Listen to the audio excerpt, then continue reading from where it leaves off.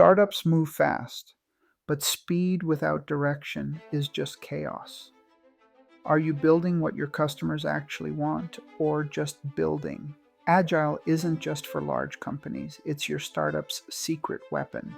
It helps you test ideas, adapt fast, and scale smart using real customer feedback.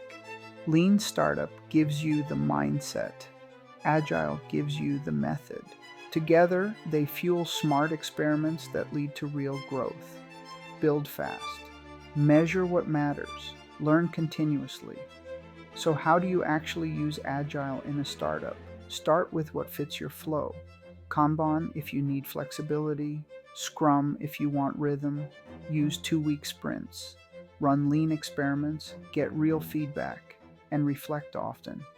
And here's the secret: psychological safety. Agile teams learn fast because they're safe to fail and safe to speak. Still not convinced? Here's how real startups used Lean plus Agile. Dropbox validated demand with a demo video before writing code.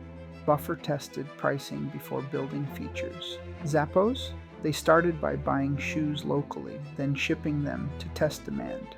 As your startup grows, so should your agile mindset. Introduce roles like product owner, form cross functional teams, scale your process, but keep your culture.